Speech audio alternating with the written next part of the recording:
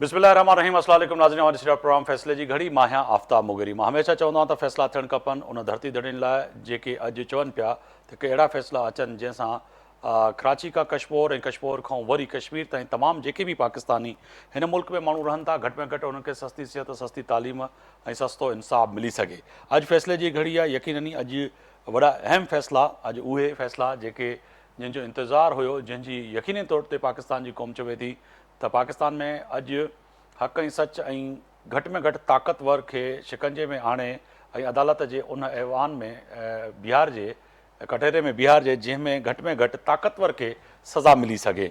अॼु तय आहे त पाकिस्तान में जेको 6 जजनि जो ख़त जेको लिखियो उन ते जेको आहे सो पाण मुरागो जेको सुप्रीम कोर्ट नोटिस वरितो हुयो, अॼु जस्टिस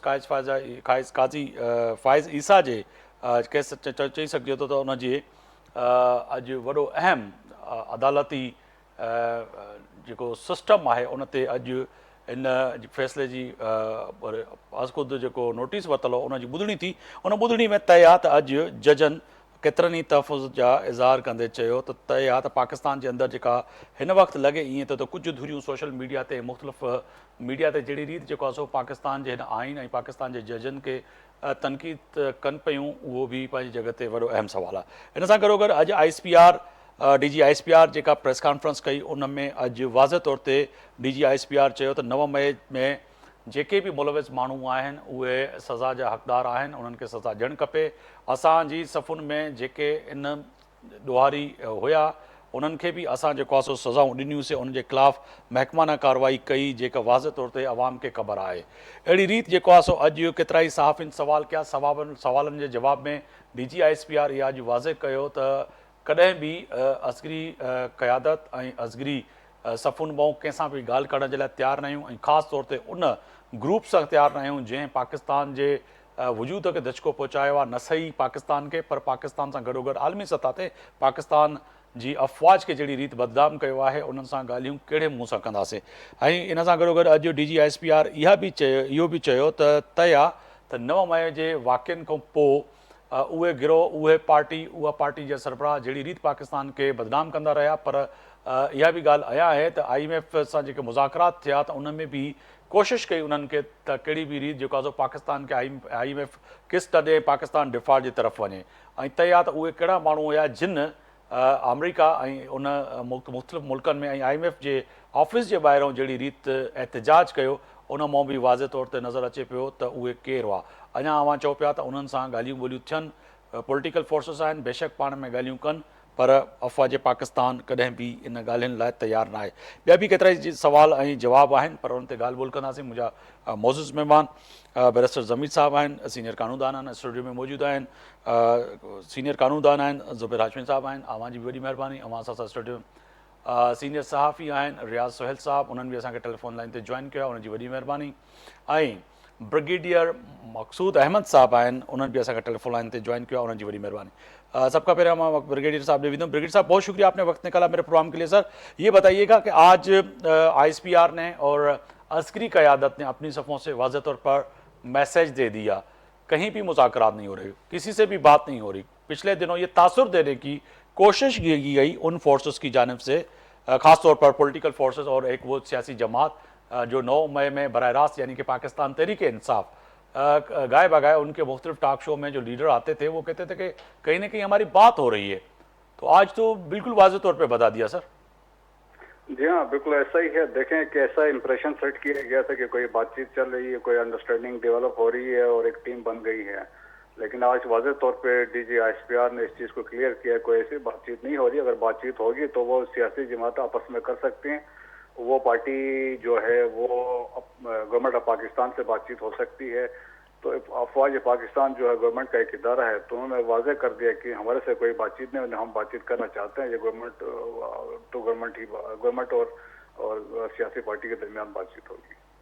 ठीक है सर। दूसरा सर बड़ा अहम सवाल यहाँ पैदा होता है कि तय है कि उन्होंने ये भी कहा कि IMF से जब पाकिस्तान मुज़ाकरात कर रहे थे तो उस वक्त भी वही फोर्सेस थे, वही पॉलिटिकल जमात थी, उनकी लीडरशिप थी, कहीं ना कहीं वो कोशिश कर रही थी कि पाकिस्तान डिफॉल्ट की तरफ जाए।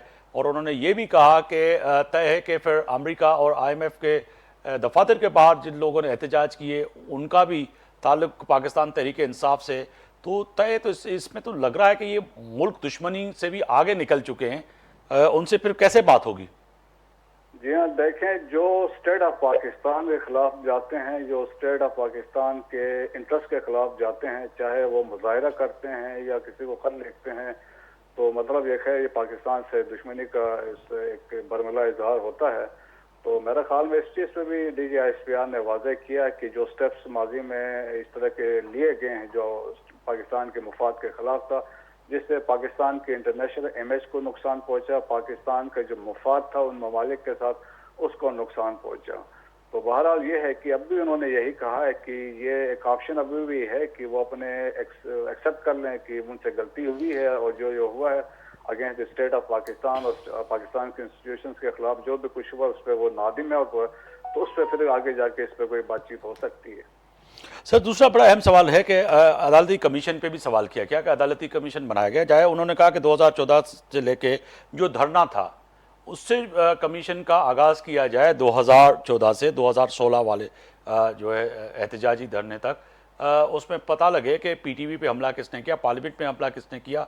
उस वक्त हमारे पड़ोसी मुल्क चाइनीज़ के जो सरबराहान आ रहे थे उनको किस तरह से रोकने की कोशिश की गई। तो ये तय है कि समझते हैं कि अगर कोई कमीशन बनता है तो वो फैक्ट्स एंड फाइंड करेगा तैयार कि वाक़तन इसमें 2014 वाले धरने से लेके अब तक जो हालात है 9 मई तक, और तो उस के वाज़े तौर पर पता है कि वो कौन था। तो ज़रूरत है सर कमीशन बनने की?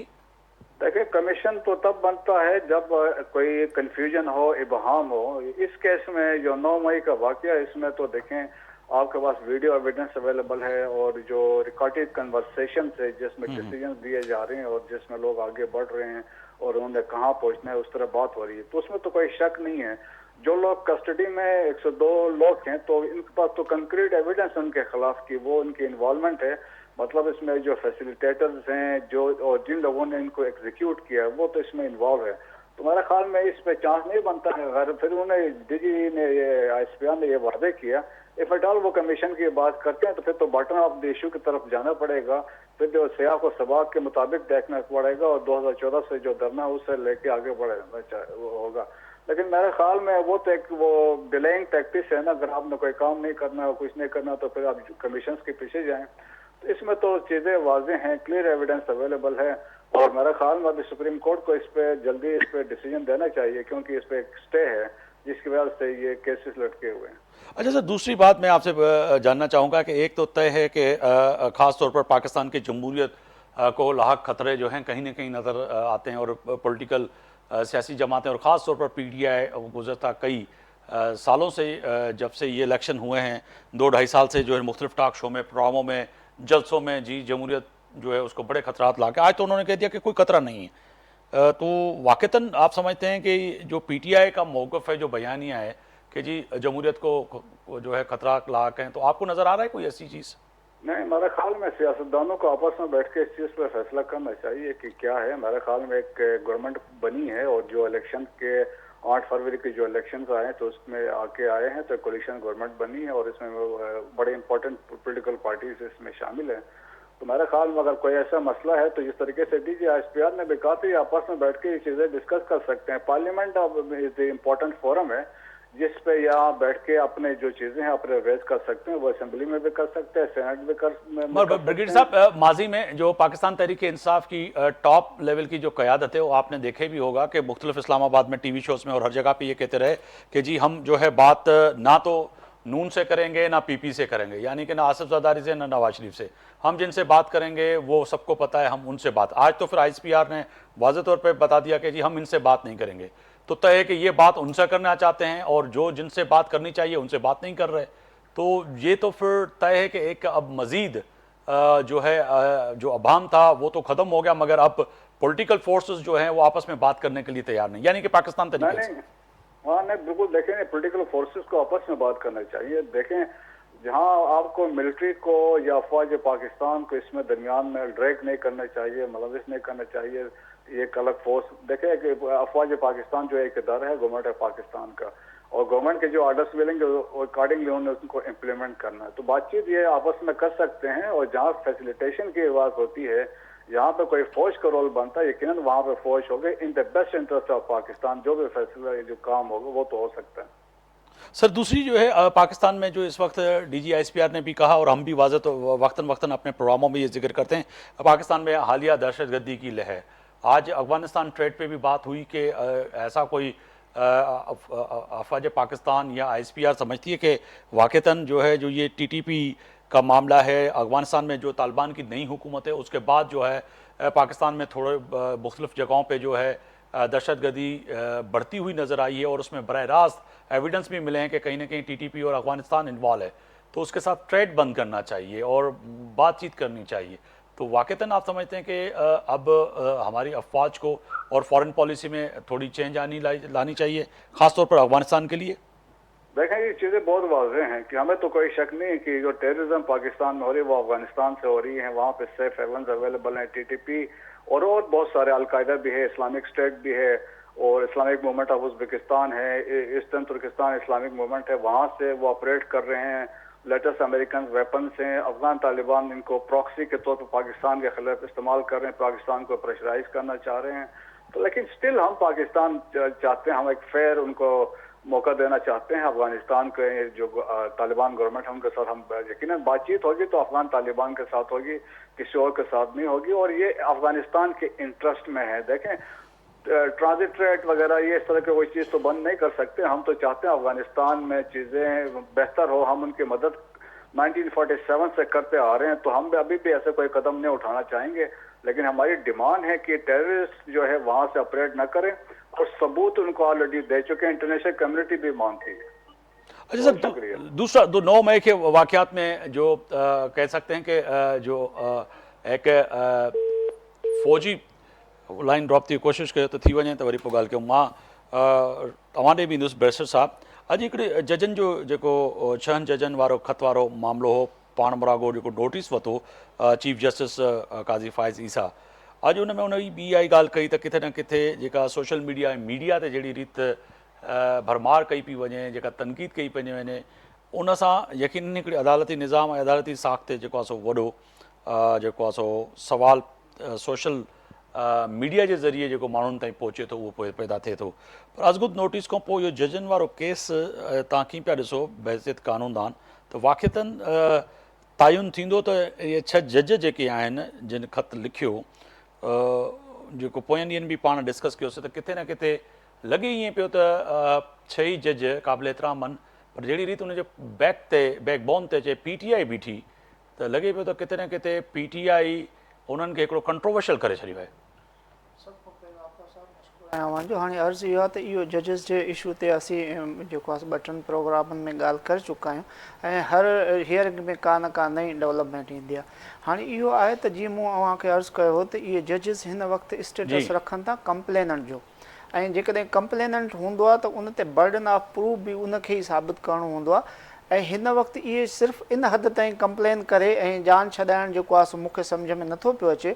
हाणे मामिलो इहो आहे त तव्हां जेकॾहिं ख़त लिखी ख़ाली इहे शयूं जेको आहे सो हाईलाइट कयूं जेके माज़ी जूं हुयूं, ऐं उन माज़ी जे लाइ तव्हां कहिड़नि कहिड़नि मैटरनि में जेको आहे इन्फ्लुएंस ॾिठो, कहिड़नि कहिड़नि केसनि में तव्हां जेको आहे सो उहो कयो, ऐं उन केसनि जो छा थियो, छा उन केसिस जे दौरान तव्हांखे इहो इन्फ्लुएंस थियो त उन जजमेंट में जेके तव्हांखे डिस्क्रिएशन्स हुया उन तहत तव्हां को उन फ़ैसिले में ज़िक्र कयो, छा उन फ़ैसिले जे बाद जेको आहे सो तव्हां उन इख़्तियार जेको आइन जे आर्टिकल 199 त तव्हांखे बेपनाह इख़्तियारात आहिनि, त उन में तव्हां को उन्हनि खे जेके बि एजेंसियुनि जा या जेके बि धुरनि जा माण्हू इन्फ्लुएंस कनि था उन्हनि खे को नोटिस कयो, उन जे जेके हाई ऑफिशियल्स हाई अथॉरिटीज़ आहिनि उन्हनि खे तव्हां जेको आहे सो नोटिस करे इहा शइ आंदी ज़हन में, ऐं जेकॾहिं न आंदी त साल खां पोइ तव्हांजा इहे ज़मीर जाॻनि था। सिर्फ़ु इन हद ताईं छो जाॻिया आहिनि त तव्हां कंप्लेन, पर उन सां गॾु एविडेंस बि तव्हां फ़राहम कयो त कहिड़ा माण्हू हुया। जेसिताईं इन शइ जो तव्हां अधूरो सबूत या अधूरी ॻाल्हि खे मुकमिल न कंदा तेसिताईं इहो इशू रिज़ॉल्व कोन थींदो।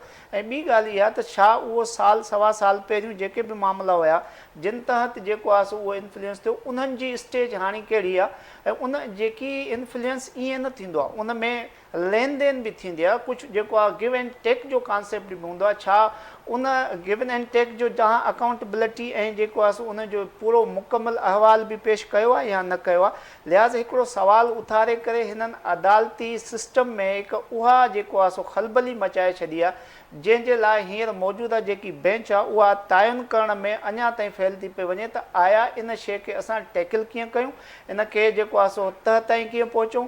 इन जे लाइ हू मुख़्तलिफ़ बार एसोसिएशन्स खां, मुख़्तलिफ़ हाई कोर्ट जे चीफ जस्टिस खां, मुख़्तलिफ़ स्टेक होल्डर्स खां, मुख़्तलिफ़ एजेंसियुनि खां जेको आहे सो पंहिंजा राया वठनि था पिया ऐं हर आए ॾींहुं हिकु नयो रायो ईंदो थो पियो वञे ऐं कुझु कन्फ्यूएंस जेकी हल थियण जी जाइ ते अॻिते वधे आहे उहा कन्फ्यूएंस कंहिं हद ताईं वधंदी बि वञे थी पई। ऐं हिन वक़्तु इहा शइ सूरत हाल ॾिठी वई आहे त हेॾां इशू हले थो, होॾां मीडिया जी, सोशल मीडिया जी कैंपेनिंग बि हले थी। बिल्कुलु अॼु ॾिसो जेको अॼु चीफ जस्टिस खे बि ख़त लिखियो आहे, ख़त लिखी चई छॾियो, उहो बि वॾो अहम आहे त जेको बाबर सत्तार साहब खां पोइ हाणे जेको आहे सो जस्टिस मोहसिन अख्तर कियानी बि उन बि जेको आहे सो लिखियो आहे। बिल्कुलु हाणे अर्ज़ु इहो आहे त इहो हिकिड़ो हाणे ख़त जो ख़्यालु शुरू थी वियो आहे। ऐं जेकॾहिं जजिस खे असां ॾिसूं था त जजिस जेकॾहिं पहिरीं ॻाल्हि त हू जॾहिं ओथ खणनि था त छा उन ओथ जे दौरान हुननि खे इहा शइ साम्हूं न आई त हू कंहिं बि बिना ख़ौफ़ ख़तर जे, बिना कंहिं जेको आहे प्रेशर जे कमु कंदा। ऐं जेकॾहिं हुननि प्रेशर जे दौरान इहो कमु कयो आहे त पोइ उहो मुंहिंजो ख़्यालु आहे त सिर्फ़ु उन्हनि एजेंसियुनि खे मुर्ज़ इल्ज़ाम ठहिराइणु दुरुस्त न आहे, उन में ही बि कंहिं हद ताईं पार्ट रहिया आहिनि, हिननि जी ख़ामोशी, हिननि जो कंप्रोमाइज़ बि कंहिं हद ताईं उन जो पार्ट रहियो आहे। लिहाज़ा हाणे जेकॾहिं उन खां बचण जे लाइ हिकिड़ो जेकी पब्लिकली शइ थी आहे उन में हुई पाण खे साबित करण लाइ त असीं इनोसेंट आहिनि, पोइ उन जे लाइ मुख़्तलिफ़ हरबा इस्तेमालु कनि था। ऐं ॿी ॻाल्हि इहा अहम आहे त छा जेकॾहिं हाई कोर्ट जो जज आहे उनखे जेकॾहिं पावर्स आहिनि उहो कंटेम्प्ट जे लाइ चीफ खे छो थो लिखे, ॿिए खां मदद छो थो करे। उहो बि according to law and rules chief justice हुजे या जज हुजे उहो इक्विवेलेंटली जेको आहे सो पावर्स एक्सरसाइज़ कंदा आहिनि। का बि बराबरी जेको आहे जी अहिड़ी गुंजाइश न हूंदी आहे जंहिंमें चयो वञे त चीफ खे ज़्यादा जुडिशल पावर आहिनि या बाक़ी जज खे जेको आहे। मैं आपकी तरफ आऊँगा हाशमी साहब, आप फरमाइएगा कि एक तो आज तय है कि ये जो 6 जजेस का खत का मामला है अब कहीं ना कहीं ये कंट्रोवर्शियल बनता हुआ नज़र आ रहा है। मैंने जैसे कहा कि कंट्रोवर्शियल बनते इसीलिए नज़र आए क्योंकि पाकिस्तान तहरीक इंसाफ ने इसको कंट्रोवर्शियल कर दिया। 6 जजेस के पीछे आके खड़ी हो गई कि नहीं जी ये तो देखें इनके साथ जुल्म है, और मुख्तलिफ टॉक शो में, सोशल मीडिया पर, जैसे कि आज भी हम जिक्र कर रहे हैं कि जस्टिस बाबर सत्तार के बाद जो है जस्टिस मोहसिन अख्तर कियानी साहब भी जो है वो कह रहे हैं कि मेरे खिलाफ भी जो है सोशल मीडिया पे जिस तरह से कैंपेन चलाई जा रही है, तो यानी कि तय कि जज साहिबान महफूज नहीं है, उनके खिलाफ जिसको भी जो सोशल मीडिया पे कहना है वो कह सकता है। ख़ास तौर पर जिस तरह से पाकिस्तान तहरीक इंसाफ की एक ब्रिगेड है कि आपको गालियां देने में शुरू हो जाती। तो सर ये कहाँ जा रहे हैं, ये मामला कहाँ जा रहे हैं इस वक्त? बिस्मिल्लाहिर्रहमानिर्रहीम। सबसे पहले तो मैं आपका शुक्रगुजार हूँ जनाब आफ्ताब मुगरी साहब कि आपने मुझे अपने शो में बुलाया। ये बहुत ही सेंसिटिव मैटर है जो इस वक्त पूरे पाकिस्तान में डिस्कस हो रहा है, और इसमें कोई शक नहीं है कि जो पाकिस्तान तहरीक इंसाफ है वो सोशल मीडिया की प्लेयर है और वो बहुत अच्छे तरीके से यूज़ करते हैं। किसी भी इवेंट को, किसी भी वाक़े को वो अपने तरीके से इस्तेमाल करने की और वो अपने तरीके से उसको दुनिया को और पाकिस्तान को दिखाने की कोशिश करते हैं। ये जो जजेस के ख़त वाला मामला है, ये तो आप ये समझें कि ये पहला बारिश का कतरा है जो ये सामने आया है। अदरवाइज़ ये पिछले बड़े अरसे से ये इंटरवेंशन होती आ रही है। आज चीफ जस्टिस साहब ने ख़ुद भी एडमिट किया, जस्टिस अतर मिनल्ला साहब ने एडमिट किया, इवन अटर्नी जनरल जो प्रिंसिपल लॉ ऑफिसर हैं पाकिस्तान के, उन्होंने भी इस चीज़ को एडमिट किया कि इंटरवेंशन होती है। अब इंटरवेंशन किस टाइप की होती है, ये दो तरह के, मेरे ख्याल में 2 तरह से हो सकती है।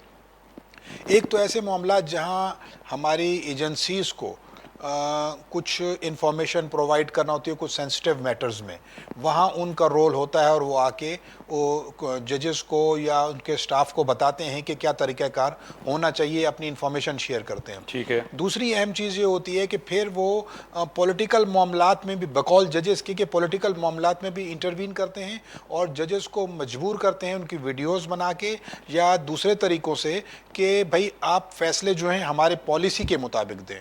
वो ये समझ سمجھتے ہیں کہ جو ہماری پالیسیز ہیں وہ ملک کے لیے بہترین ہیں، اور بسا اوقات ایسا ہوتا بھی ہے، مگر جیسے کہ میرے فاضل دوست ابھی فرما رہے تھے کہ یہ جو ہمارے ججز ہیں یہ بھی ماشاءاللہ سے کوئی اتنا بولے بالے لوگ نہیں ہیں، یہ سارے سیزنڈ لوگ ہیں، پڑھے لکھے لوگ ہیں، اور یہ عرصہ دراز سے ایک چیز ہوتی چلی آ رہی تھی، تو اس کو صرف اب آ کے انہوں نے اس اسکرین پہ لائے ہیں اور خط لکھ کے وہ اس بات کا اظہار کر رہے ہیں کہ ہمیں تحفظ فراہم کیا جائے. ادروائز انڈر دا کانسٹیٹیوشن ہر جج خود مختار ہے، اور خود ہی وہ کنٹیمپٹ کا نوٹس ایشو کر سکتا ہے، اور خود ہی وہ انڈر آرٹیکل 199 پٹیشنز کو بھی سن سکتا ہے اور ایکشن بھی لے سکتا ہے. مگر یہاں وہ سپریم کورٹ کو یوز کر کے سپریم کورٹ کے کندھے پہ رکھ کے کرنا چاہ رہے ہیں، کیونکہ میٹر بہت بڑا ہے. اس وجہ سے یہ جو معاملہ ہے یہ آنے والے چند دنوں میں مجھے سلجھتا ہوا نہیں بلکہ الجھتا ہوا سلجھتا ہوا سہیل ریاض صاحب آहिनि असां सां गॾु टेलीफोन लाइन ते मौजूदु आहिनि, सीनियर सहाफ़ी तज़ा निगार. अवां जी वॾी महिरबानी सहेल साहिबु, अवां वक़्तु कढियो मुंहिंजे प्रोग्राम जे लाइ. इहो ॿुधाइजो त अॼु त हिकिड़ो चीफ जस्टिस जे अज़गुद जेको नोटिस आहे, पाण मुरागो जेको नोटिस आहे 6 जजनि जे ख़त वारे मामले ते ॻाल्हाईंदासीं. अवां कीअं पिया ॾिसो त वाक़िअतनि इहो जेको मामिलो आहे हिन वक़्तु जीअं जेको आहे सो ज़ुबैर साहिबु पिया चवनि, कानून जा माहिर आहिनि, उहे चवनि पिया त हिन वक़्तु उलझंदे नज़र अचे पियो. अवां खे बि उलझंदे नज़र अचे पियो? जी कोशिशि कयो त जी जी सहेल साहिबु आवाज़ु अचे पियो अवां ताईं? जी, मां तव्हांजे साम्हूं सुवालु रखियुमि त वाक़िअतनि 6 जजनि वारो जेको पाण मुरागी जेको नोटिस आहे उनजी अॼु ॿुधणी थी, उन में लॻे पियो त वाक़िअतनि जीअं मुंहिंजो मौजूदु दोस्त जेके स्टूडियो में आहिनि उन्हनि जो मौक़िफ़ इहो आहे त हिन वक़्तु इहो केस वधि में वधि उलझंदे नज़र अचे पियो, सुलझंदे नज़र न पियो अचे. अवां कीअं पिया ॾिसो हिन सॼे केस खे? सर सुहेल साहिबु, मां इहो तव्हांजे साम्हूं सुवाल पियो रखां त जेको 6 जजनि जे ख़त वारो केस हुयो जंहिंजी पाण मुरागो जेको नोटिस वरितो हुयो चीफ जस्टिस पाकिस्तान, उन केस खे कीअं पिया ॾिसो? मुंहिंजा जेके स्टूडियो में दोस्त आहिनि उहे चवनि पिया त इहो केस वधि में वधि उलझंदे नज़र अचे पियो. जी, जेको अॼु DGISPR जी प्रेस कॉन्फ्रेंस थी हुई हुन में बि इहो सवाल साम्हूं आयो, पर हुन बि हुन जेको वाज़े को जवाबु न ॾिनो. ऐं हिन खां अॻु में बि असां शौकत सिद्दीकी केस में बि अहिड़े क़िस्म जो ई सूरत ॾिठी हुई त पाकिस्तान में वाक़ई इहा त हक़ीक़त रही आहे त अहिड़े क़िस्म जा जेके बि केस अचनि था उन्हनि खे इन्वेस्टिगेट बि थिए थो, कमीशन बि थिए थी, पर उनजा नतीजा जेके आहिनि साम्हूं नथा अचनि. त नतीजो इहो ई थो थिए त पोइ ख़बर नथी पए त वाक़ई हक़ीक़त केतिरी हुई, फसानो केतिरो हो, ऐं हुन जा किरदार केरु केरु हुआ. पंहिंजे तौर ते हिन वक़्तु जेको चीफ जस्टिस आहे हुन खां इहे तवक़ा कई पई वञे त हू इनखे पब्लिक कंदो, छो त जेको जनरल फेज़ वारे कमीशन ते बि हुन इहे अहिड़ा ई एतिरा उथारिया आहिनि त इहो खेसि बचाइण लाइ लॻे थो सॼो कयो वियो हो.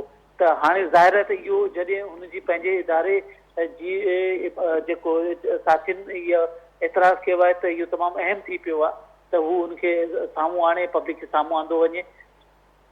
जी जी जी सहेल साहिबु, आवाज़ु अचे पियो? सर ॿियो अॼु ठीकु आहे, इहो त आहे पंहिंजे. ॿियो हिकिड़ो DGISPR जी जेका अॼु प्रेस ब्रीफिंग हुई उन त चइजे त पाकिस्तान जी सियासत खे त अॼु तमामु लोॾे छॾियो आहे, ख़ासि तौर ते 9 मई वारे वाक़े ते ऐं पाकिस्तान तहरीक इंसाफ़ जी उन ॻाल्हियुनि जे हवाले सां जेके पोयनि ॾींहंनि खां वठी ॻाल्हियूं थियनि पियूं त किथे न किथे ॻाल्हियूं तहरीक इंसाफ़ चवे पई त असां अस्करी क़यादत सां ॻाल्हायूं, पर अॼु उन्हनि वाज़े तौर ते जवाबु ॾेई छॾियो त सिक्योरिटी फोर्सिस कॾहिं बि ॻाल्हियूं करण जे लाइ तयारु न आहिनि, असांखे कोई मैंडेट न आहे, आइन में असांखे इहो हक़ ई न आहे जो असां हिन सां ॻाल्हायूं, पर तय आहे त इहो वञी ॻाल्हियूं ॿोलियूं हिकिड़ा जमहूरी फोर्सिस पाण में ॻाल्हियूं कनि. जी बिल्कुलु, इहो काफ़ी अरसे खां इहो जेको हलियो पिए. तव्हांखे यादि हूंदो त फवाद चौधरी जो वरी बयानु आयो जंहिंमें हुन चयो त जेको PTI खे इमरान ख़ान खे एस्टेब्लिशमेंट सां ॻाल्हियूं न करणु घुरिजनि, न त उहो पार्टी जे तौर ते ख़तमु थी वेंदी. त हुन जो हिकिड़ो इहो मौक़िफ़ बि रिकॉर्ड ते रहियो. त हिन हवाले खां नज़र बि इहो ई थो अचे त विदिन PTI में बि हिकिड़ो इख़्तिलाफ़ राय हो त मुज़ाकरात कजनि या न कजनि.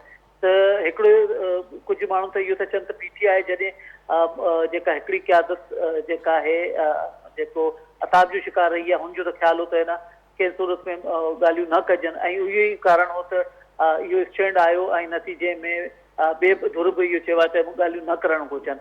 त यकीनन मौजूदा वक़्तु जॾहिं उन्हनि जी पंहिंजी हिकिड़ी पॉलिटिकल पॉपुलरिटी आहे ऐं हुन में ताज़ो वरी पारां जेको उन्हनि खे रिलीफ मिलियो आहे रिज़र्व सीट्स वारो, त उहे हिन सूरत में पंहिंजे स्टैंड ते ई क़ाइमु रही, पंहिंजे मौक़िफ़ ते क़ाइमु रही ऐं अॻिते वधी सघनि था। ऐं ताज़ो वरी 9 मई वारो मामिलो बि आयल हो, त हुन में बि ज़ाहिर आहे त इहो उनखे जेको फ़ौज खे अहिड़ो मौक़िफ़ अख़्तियार करिणो हो। हिन सां गॾु असांजे मुल्क में इहा बि तब्दीली नज़र अचे थी त PPP जी दुबारा हुकूमत में शमूलियत जूं ॻाल्हियूं पियूं थियनि ऐं इहो सॼो जेको मजमूई तौर ते जेको माहौल ठहे पियो हुन में त इहो ई रहे पियो त PTI खे अपोज़िशन जे पासे ई ॾिठो पियो वञे ऐं सख़्तु अपोज़िशन जे तौर ते ॾिठो पियो वञे ऐं नतीजे में हुनजे मुक़ाबले लाइ वरी हिकु भेरो जेको PPP ऐं PMLN गॾु थियूं नज़र अचनि। पर सुल साहब ॿी हिकिड़ी वॾी अहम ॻाल्हि आहे, जेको अदालती कमीशन ठाहिण वारो मामिलो आहे, बार बार पाकिस्तान तहरीक इंसाफ़ चयो पई त 9 मई जे वाक़े ते अदालती कमीशन जोड़ियो वञे ऐं ॿी सियासी धुरियूं चवनि पियूं, पर अॼु वरी DG ISPR चयो त अगरि अदालती कमीशन जोड़णो आहे उनजी ज़रूरत आई न, छाकाणि त सॼई शयूं वाज़े तौर ते पयूं आहिनि। 9 मई जे वाक़े में जेके मुलविज़ माण्हू आहे उन जा वीडियो एविडेंस मौजूदु आहिनि ऐं उन्हनि जी लीडरशिप जी मौजूदु आहिनि, पर उनजे बावजूदि बि अॼु DG ISPR चयो अगरि तव्हांखे अदालती कमीशन जोड़णो आहे त बेशक जोड़ियो, पर 2014 वारे धरणे जेको ॾिनो वियो उन खां वठी जोड़ियो वञे। उनजो छा सम्झो पिया मक़सदु छा हुयो त 2014 जो धरणो ऐं उन खां वठी कमीशन जोड़ियो वञे? सुहेल साहब जी जी एग्ज़ैक्टली हुन मां जेको जंहिं टोन में DG ISPR इहो चयो उहो थोरो एग्रेसिव हो, जंहिंमें हुन चयो पियो त जेकर ईअं करिणो आहे त पोइ 2014 वारे खे कयो ऐं जीअं जेको KP मां माण्हू कीअं आणे हिते धरणो ॾिनो वियो, कीअं पार्लियामेंट ते हमिलो कयो वियो, इहो सभिनी खे ॻंढे PTV हमला केस आहे, पार्लियामेंट हमला केस आहे, उहो माना सभु जी। त हुनमें हिकिड़ो तासुर जेको माज़ी में इहो बि रहियो आहे त PTI खे इस्टेब्लिशमेंट जी जेका आहे हिमायत रही आहे माज़ी में, जॾहिं PTI अपोज़िशन जे पार्टी जे तौर ते रोल प्ले करे पई, त हुन खां बि उहो थोरो पाण खे डिस्टेंस रखनि पिया ऐं हुन में यकीनन काफ़ी शयुनि में जनरल फैज़ ॾांहुं ई मामला वञनि पिया ऐं इन ई प्रेस कॉन्फ्रेंस में जनरल फैज़ वारे इंक्वायरी जो बि ज़िक्र कयो त 2 स्टार जनरल उहो इंक्वायरी करे पियो। त हिन वक़्तु जेका शुरू खां ई असां ॾिसूं पिया इलेक्शन जे जेके थियण खां वठी करे पोइ सीटनि जे विरासतनि खां वठी करे ईंदड़ मुस्तक़बिल में बि ॿई इदारा अञा आम्हूं साम्हूं आहिनि, यानी हिकिड़ो जेका फ़ौज आहे, ॿियो जेका आहे अदालत आहे, त ईंदड़ वक़्त में बि इन्हनि ॿिन्हिनि धुरियुनि में जेको आहे सूरतहाल रहे थी ऐं छो त जेको जिन माण्हुनि ते फ़ौजी कोर्टनि में केस थिया हुआ उन्हनि जा बि तफ़सील बार बार कोर्ट तरफ़ पे कया, वरी हींअर जेके ताज़ो रिलीफ मिलिया आहिनि, छो त PTI खे हाणे इहो आहे त उन्हनि खे बजाए इस्टेब्लिशमेंट खां रिलीफ वठण जे मुज़ाकरात करण जे उन्हनि खे कोर्टनि लाइ ॾिसणु घुरिजे। बिल्कुलु सुहेल साहब, तव्हां असां सां गॾु आहियो, मां बैरिस्टर ज़मीर साहब खे बि इहो सवाल रखंदुमि। बैरिस्टर साहब, सम्झो पिया त अदालती कमीशन जोड़ण सां रिलीफ मिलंदो, ख़ासि तौर ते पाकिस्तान तहरीक इंसाफ़ खे। अॼु DG ISPR चई छॾियो जे अदालती कमीशन ठाहिणो आहे त पोइ 2014 खां वठी ठाहियो त ख़बर पइजी वेंदी त आख़िर 2014 खां वठी ऐं 9 मई ताईं जेके बि माण्हू इन में मुलविज़ आहे उन्हनि खे कटहरे में बीहारियो, सज़ा ॾियो। इहो मूंखे त इहो सम्झ में आयो। पोइ चइजे त हिन में बराह रास्त जेका सुहेल साहब बि ॻाल्हि कनि पिया त किथे न किथे फैज़ हमीद बि रगड़े में ईंदो ऐं उन जा जेके सहूलियतकार 2014 खां वठी ऐं पंहिंजो 9 मई ताईं। पाकिस्तान जी जेकी तारीख़ आहे उन में इदारती कशीदगी अहिड़ी रही आहे जंहिंमें हर इदारो पंहिंजे जेको आहे डोमेन खां ॿाहिरि थी करे खेॾियो आहे ऐं उन जे हिसाब सां कमीशन जो जेकॾहिं असां ॾिसूं था त गवर्नमेंट खे इंक्वायरी कमीशन एक्ट जे तहत हमेशह इख्तियार हासिलु हूंदो आहे त हू कमीशन कॉल करे, मगर उन हिसाब सां सिचुएशन खे ॾिठो वेंदो आहे। जीअं हाणे हिन वक़्तु मौजूदा सूरत हाल इहा आहे त 9 मई वारो जेको वाक़ियो थियो, इंसिडेंट थियो, उहो एॾो क्लियर ऐं एविडेंट आहे जंहिंमें कमीशन जो जेको आहे ठाहिण जो इन जे करे बि जेको आहे सो तस्वर शायदि न पियो ठहे, छो जो जिथे मुबाम शक ऐं गुंजाइश हूंदी आहे उते पोइ कमीशन खे इहो ॾिनो वेंदो आहे त हू एविडेंस कॉल करे ऐं प्रॉपरली इन खे इन्वेस्टिगेट ऐं इंक्वायरी करे ऐं जेको आहे सो तयन करे। पर हीअ तायुनि खां हटी करे हिकु वाज़िह जेको आहे सो एविडेंस जे सूरत में इहो वाक़ियो मौजूदु आहे। ऐं उन खां अलावा हिन वक़्तु जेकी कानूनी पोज़ीशन थी बीहे कमीशन न ठाहिण जी, उहा इहा आहे त हिन वक़्तु इहे तमामु जेके केसिस आहिनि,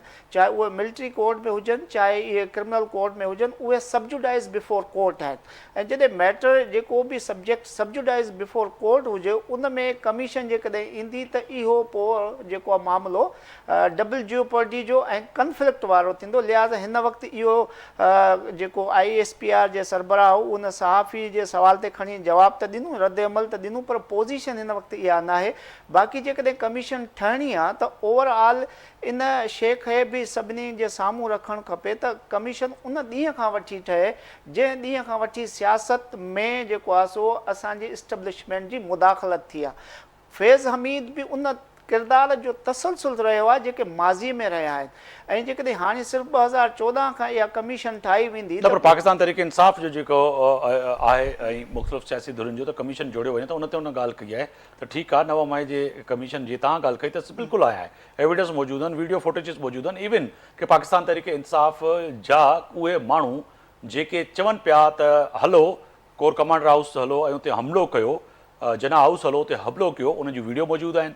ऐं उन वीडियो खां पोइ वरी जेके अंदरि दाख़िल थिया आहिनि त हुननि बाइज़ सवाब सम्झी उते जेका बाहि ॾिनी ऐं नफ़रत जो इज़हार कयो ऐं उनजी जेका वीडियो ठाही उहे अॼु बि सोशल मीडिया ते मौजूदु आहिनि। उन्हनि पाण ई अपलोड कई, न हिन में अफ़वाज पाकिस्तान न DG ISPR या पियो वरी चऊं पीपल्स पार्टी या तहरीक इंसाफ़ या कंहिं TV चैनल जो हथ तक कोन हुयो। असां बि उहे फुटेज उन्हनि जे ई सोशल मीडिया अकाउंट तो खयासीं जेके उन्हनि पाण ई अपलोड कया। ख़ूबसूरत ॻाल्हि कई हाशमी साहब त हिननि वटि हिकु ख़ूबसूरत हथियार इहो आहे त सोशल मीडिया खे हू बहितरीनु टूल तौरु इस्तेमालु कंदा आहिनि ऐं ही उनखे जेको आहे सो प्रोपेगंडा जे तौर ते इस्तेमालु कंदा आहिनि। तव्हांखे यादि हूंदो त माज़ी में हिटलर जेको आहे सो जॾहिं आवाम खां शयूं लिकाइण लाइ मैनिपुलेट कयो त पोइ हुन पंहिंजे हुकूमत में इहो चयो त फॉरेन मिनिस्ट्री ऑफ प्रोपोगंडा ठाही वञे। सो ही इन क़िस्म जूं हमेशह हरबो ऐं टैक्टिस कंदा रहिया आहिनि त जेके हक़ ऐं सच आहे उहो अवाम ताईं न पहुचे ऐं सिर्फ़ु असांजी मैनिपुलेशन जेकी आहे उनखे जेको आहे सो अवाम ताईं आणे करे ऐं मज़लूमियत जो कार्ड खेॾनि। ऐं इहो जेको हिन वक़्तु ॾिसनि था त हाणे अवाम खे इन शइ जी वाज़िह ऐं क्लियर जेको आहे सो आगाही अची वई आहे ऐं एविडेंस जेकी कोर्टुनि में प्रोसिक्यूशन जे तरफ़ां पेश कई थी वञे उहा बि वाज़िह आहे त पोइ ही हाणे हिकिड़ो नेक्स्ट जेको प्रोपेगंडा वारो टूल इस्तेमालु करे हाणे ही मज़लूम कार्ड इस्तेमालु करे इहो था सम्झनि त हाणे जेको आहे कमीशन ठहे, जॾहिं की उहा उन्हनि खे बि ख़बर आहे ऐं उन्हनि बि हू के गैर सियासी या गैर मैच्योर माण्हू न आहिनि जो हिन स्टेज ते कमीशन जॾहिं ठहिणी ई न आहे उन शइ जी तक़ाज़ा इन जे करे बि कनि था त इहा हिकिड़ी हिननि जो हरबो आहे जंहिं तरीक़े सां हू पाण खे मज़लूमियत ॾेखारे ऐं असुल मुद्दे खां अवाम जो ऐं सिस्टम जो जेको आहे सो ध्यानु हटाए सघनि। बिल्कुल, मैं हाशिम साहब आपकी तरफ आऊँगा। सर ये बताइएगा कि 9 मई में वाक़े में जो मुलविस लोग हैं उनकी सारी चीज़ें वाज़ेह हैं, मगर उसके बाद जिस तरह से अफवाज पाकिस्तान को कहीं भी उन्होंने कहा एक सियासी टोले का नाम लिया, DG ISPR ने कहा एक सियासी टोला है जिसे उन्होंने कहीं भी मौका नहीं छोड़ा, चाहे वो पाकिस्तान में हो पाकिस्तान से बाहर हो, मगर पाकिस्तान की अफवाज पर कुछ भी हो जाए। और ख़ास तौर पर हालिया दिनों जो वाक़या हुआ पुलिस और जो है फ़ौज के दरमियान, आपको पता होगा कि उसके बाद सारे मामला दुरुस्त हो गए, मगर उन्होंने उस वाक़े को गनीमत समझ के इतना उछाला सोशल मीडिया पे और जिस तरह से आपने पहले भी कहा कि उससे तासुर देने की कोशिश की कि शायद पाकिस्तान के अंदर सिविलियन पुलिस और जो है फ़ौज के दरमियान एक कोई नफ़रत अंगेज़ है, कोई जंग छिड़ चुकी है। बेसिकली इशू ये है कि जो पॉलिटिकल पार्टी है तहरीक इंसाफ, उसमें बहुत सारे अरस्तू मौजूद हैं, बहुत सारे उसमें अरशमिदस मौजूद हैं। वो अपने आप को अक्ले कुल समझते हैं। अगर ये कमीशन वाला मामला ही सिर्फ आप उठा के देख लें और इनकी दरख्वास्त या अदरवाइज़ कमीशन बन भी जाता है तो इतना ज़बरदस्त किस्म की रिस्पॉन्सिबिलिटी फ़िक्स होगी तहरीक इंसाफ के ख़िलाफ़ कि ये पार्टी बैन हो जाएगी। इन बेवकूफ़ों को ये नहीं पता है बार बार कमीशन कमीशन। मेरा ये ख्याल है कि ये अपनी तरफ से स्मार्ट खेलने की कोशिश कर रहे हैं कि हमें वक्त मिल जाए, जो ये मौजूदा हालात हैं इससे कुछ ऐसा हो जाए, कुछ हमें टाइम मिलने की सूरत में हमारी लीडरशिप बाहर आ जाए या हम प्रेशर दे के किसी तरीके से हम मुज़ाकरात कर लें। डेफिनेटली वो मुज़ाकरात सिर्फ पॉलिटिकल पार्टीज से नहीं करना चाहते बल्कि वो सिर्फ आर्मी इस्टेब्लिशमेंट से बात करना चाहते हैं। तो وہ صرف اور صرف یہ چاہ رہے ہیں کہ کسی طریقے سے کوئی بھی طریقہ کر کے ہم ٹائم بائی کریں اور اس مشکل حالات سے نکلیں. ان کا بیسک پرپز یہ. ادروائز اگر کمیشن کی طرف حکومت یا اسٹیبلشمنٹ سنجیدہ ہو کے چلی جائے تو اس میں بہت بری طریقے سے یہ پارٹی پھنس جائے گی, اور یہ بھی ممکن ہے کہ اس پارٹی کو بین کر دیا جائے. بالکل. سہیل صاحب, मां तव्हां ॾे ईंदुमि. सर, हिकिड़ो DG/ISPR अॼु ॻाल्हि पंहिंजी इहा बि कई त फ़ौज जे अंदरि जेको एहतिसाबी अमल आहे असां उहो मुकमल करे छॾियो आहे. पोइ तय आहे त जेके फ़ौज जे अंदरि वक़्तनि वक़्तनि के अहिड़ा ॾोह साबित थियनि था जेके चइजे त मिलिट्री कोर्टूं बि आहिनि उन्हनि जूं, ऐं इन सां गॾोगॾु हिकिड़ो मैकेनिज़म सिस्टम आहे जेको हिकिड़ो इंटेलिजेंस बेस ते, एविडेंस जी बेस ते जेको फ़ौज जे अंदरि हिकिड़ो जो डिसिप्लिन आहे उन जे तहत अगरि उहो मुकमल थिए थो त पोइ तय आहे त पोइ हो बि तवको रखनि त सिविलियन अदालतूं ऐं सिविलियन हुकूमत बि अहिड़नि ॾोहारियुनि खे कैफ़े किरदार ते पहुचाए जॾहिं अस्करी क़यादत अहिड़ा अगरि फ़ैसिला करे थी त. जी बिल्कुल. पर हिन हवाले खां जनरली कंहिं स्पेसिफिक जेको रूल आहे कंहिं हिकिड़ी पार्टी या हिकिड़े कंहिं ग्रुप या हिकिड़े कंहिं एरिया ते स्पेसिफिक न हुजणु घुरिजे. पोइ त ज़ाहिर आहे की जुडिशरी जो कमु आहे त आम माण्हू खे जस्टिस ॾे ऐं जिते रियासत जो मामिलो अचे थो रियासत खे मज़बूत करे.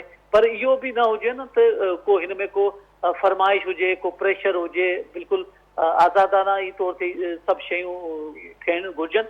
बाक़ी ही हिकिड़ी ॻाल्हि जेका असां माज़ी में बि ॾिठो आहे त तमामु पॉलिटिकल पार्टीज़ इस्टेब्लिशमेंट सां ॻाल्हियूं कंदियूं रहियूं आहिनि ऐं फ़ौज पहिरीं डिनायल में रही आहे. पर माज़ी में सोहेल साहब, बींदे जर्नलिस्ट तव्हां असां जेको ॾिसूं पिया माज़ी जी तारीख़ जा अगरि वर्क उथलायूं त माज़ी में पाकिस्तान पीपल्स पार्टी शहीद ज़ुल्फ़िकार अली भुट्टो खां वठी 27 डिसंबर ते शहीद मोहतरमा बेनज़ीर भुट्टो जी शहादत ताईं को अहिड़ो वाक़ियो अवां असां कवर कयोसीं जंहिंमें अहिड़नि इमलात खे आग लॻाई वञे, बाहि लॻाई वञे ऐं उन्हनि खे साड़ियो वञे, उन ते हमला कया वञनि. हिन में बिल्कुलु इहा जाइ ते आहे त लॉ एंड ऑर्डर जेको हथ में न खणणु घुरिजे ऐं जेको आहे न हर पॉलिटिकल पार्टी खे हर शहरी खे जेको पीसफुल जेको आहे एहतिजाज जो हक़ आहे ऐं उन्हनि में जेको आहे. पर मामिलो हिन वक़्तु बि ईअं ई थो नज़र अचे त जेकॾहिं पॉलिटिकल हुकूमत अची चुकी आहे त शयुनि जो पॉलिटिकल हल कढणु घुरिजे न. अञा ताईं पॉलिटिकल हुकूमत पर सोहेल साहब, वरी हिकिड़ो सवाल आहे, हिकिड़ो सवाल पैदा थो थिए. जॾहिं अॼु DG/ISPR बि चयो त असां ॻाल्हाइण लाइ तयारु आहियूं, पॉलिटिकल फोर्सिस पाण में ॻाल्हाइनि, ऐं पाकिस्तान पीपल्स पार्टी बिलावल भुट्टो जी स्टेटमेंट अवां ऑन दी फ्लोर बि ॿुधी हूंदी, फ्लोर ते बि बिलावल भुट्टे जो बयानु ॿुधो हूंदो. आसिफ ज़रदारी कई दफ़ा चई चुको आहे, अहिड़ी रीति जेको आहे ॿिया बि सियासी धुरियूं चई चुकियूं आहिनि. इवन के मौलाना फज़लुर रहमान सां पाकिस्तान तरीक़े इंसाफ़ ॻाल्हाइण लाइ तयारु आहे, पर पाकिस्तान पीपल्स पार्टी ऐं नून लीग सां ॻाल्हाइण लाइ तयारु न आहे. त पोइ इन में बि त चइजे त इहा हॾरबनी चओ या ज़िद चओ त उहो पाकिस्तान तरीक़े इंसाफ़ जो आहे. पॉलिटिकल इशूज़ या पॉलिटिकल पार्टीज़ ऐं रियासतनि वटि ई हूंदा आहिनि. त हाणे जेकॾहिं मुल्क हिकिड़े शदीद माशी बहरान जो शिकार हुजे ऐं हुते जेकॾहिं सियासी जंग अञा हलंदी हुजे ऐं ईंदड़ वक़्त में बि नज़र पियो अचे त को हुनजो रस्तो न पियो निकिरे, त हिन जो मतिलबु आहे त हुनजो पहिरीं सियासी मसइलनि जो हल कढी करे पोइ माशी मसइलनि तां हलियो वञे न. अनसर्टनिटी जेकॾहिं रहंदी त पोइ हुन सां जेके ईंदड़ जेके एग्रीमेंट आहिनि उहे. बिल्कुलु. तव्हां सीनियर जर्नलिस्ट आहियो, मां तव्हां खां पुछणु पियो चाहियां, सम्झणु पियो चाहियां त सिंध जा माण्हू जेके ॾिसनि पिया त उनजे में हल केरु कढंदो. अॼु DG/ISPR चयो फ़ौज त मथे करे छॾिया, ठीकु आहे, पर पोइ पॉलिटिकल जेके कुवतूं आहिनि उहे पाण में वेही इहे हल कढी सघनि थियूं. बिल्कुलु पॉलिटिकल जेके कुवतूं हल करे सघनि थियूं. जेकॾहिं हिते जो जेको रियासती इदारा नथा सम्झनि त पोइ अमरीकी जेको सफ़ीर आहे छो PTI जी क़यादत सां मुलाक़ात करणु चाहे थो, छो त हू सम्झनि त पॉलिटिकल वर्थ आहे उन्हनि जी.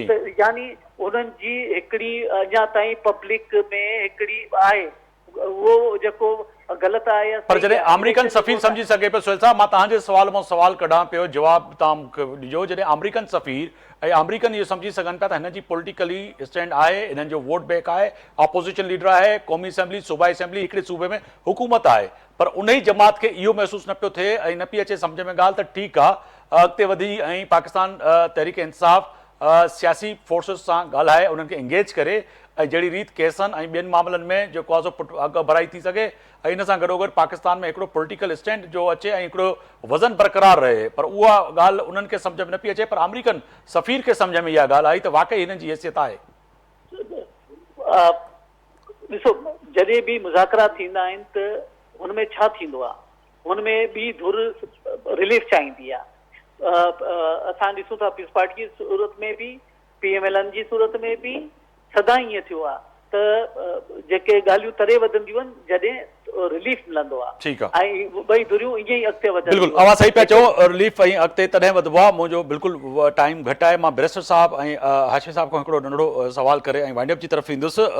बैरिस्टर साहब सम्झो पिया त वाक़िअतनि ही जेके ॻाल्हियूं जेके सुहेल साहब चवनि पिया त पॉलिटिकल कुवतूं पाण में ॻाल्हाइनि, पर मूंखे जेका ॻाल्हि सम्झ में अचे थी पाकिस्तान तहरीके इंसाफ़ उहा ज़िदी ॿार वांगुरु थी वई आहे जंहिंखे पकड़े पकड़े विहारियो ऐं हर वक़्तु उहो रुसी वञे ऐं कावड़िजी वञे, वेहण जे लाइ तयारु न आहे। त पोइ तय आहे त अॼु आख़िरी जेको दरवाज़ो खड़कायो ऐं जंहिंजे लाइ 2 ॾींहंनि खां वठी इहा महसूसु थिए पई ऐं करायो पियो वञे त असां ॻाल्हायूं पिया, असां इंगेज रखियो आहे अस्करी कुवतुनि खे, पर अॼु उन्हनि बि जवाबु ॾेई छॾियो। पोइ चइजे त हाणे वरी पॉलिटिकली कुवत सां हुनखे ॻाल्हाइणु खपे। अर्ज़ु इहो आहे त हिन वक़्तु PTI जेको जंहिं तरह सां हिकिड़ी गेम खेॾे थी पई, पहिरियों उन गेम खे सम्झणो आहे। हाणे छा आहे त जॾहिं ही इन्हनि जे ख़िलाफ़ु नव मई वारो वाक़ियो क्लियर ऐं वाज़िह थी आयो ऐं उन में कन्विक्शन जॾहिं हले पई, तॾहिं खां हिननि खे हाणे ख़्यालु आयो आहे त असांखे मिलिट्री इस्टेब्लिशमेंट सां ॻाल्हाइणो आहे ऐं उहो परसेप्शन इन जे करे हिननि तयारु कयो त अवाम खे ॿुधाए सघूं त इहो 9 मई वारो वाक़ियो जेको आहे उहो मटी पाव वारो चकर थींदो ऐं असांखे इस्टेब्लिशमेंट जेको आहे सो मौक़ो ॾिए। आप क्या समझते हैं सर, आप क्या समझते हैं? मुख्तसर क्योंकि वक्त बिल्कुल खत्म हो गया। मेरा ये मानना है कि अमूमन जो तहरीक इंसाफ है पॉलिटिकली तौर पर मैच्योर नहीं है। आप उसकी लीगल टीम को देखेंगे, उसने सारे बावजूद इसके सारे जजेस उनकी फेवर के थे, उसके बावजूद सारे फैसले खिलाफ करा लेते थे। ठीक है सर। इसी तरीके से जो पॉलिटिकल लीडरशिप है उसमें भी डाई हार्ड लोग मौजूद हैं और वो सख्त रवैयों के हामिल हैं। उन्हें चाहिए कि वो यकीनन जो भी गवर्नमेंट मौजूद है उसके साथ बात शुरू करें। बहुत शुक्रिया हाजिम साहब, आपने वक्त निकाला मेरे प्रोग्राम के लिए, और बैरिस्टर साहब अवां जी भी बड़ी मेहरबानी, सुहेल साहब अवां जी भी बड़ी मेहरबानी, ब्रिगेडियर मरसूद साहब आपका भी बहुत शुक्रिया। तय त फैसले जी घड़ी अची वई आहे, फैसला करणा पवंदा, पॉलिटिकल कुवतुनि सां हाणे ॻाल्हाइणो पवंदो। पाकिस्तान तहरीक इंसाफ़ खे हिन वक़्तु सीरियसपन ऐं सीरियस नुक़्ते ते अचिणो पवंदो ऐं तय आहे त 9 मई जा जेके बि इन में माण्हू मुलविज़ आहिनि उनखे कैफ़े किरदार ते चाहे उहो कहिड़ी बि सियासी धुर सां हुजनि, पर उन्हनि खे पहुचाइणो पवंदो। आफ्ताब मोगरे खे इजाज़त ॾींदा, अल्लाह हाफ़िज़।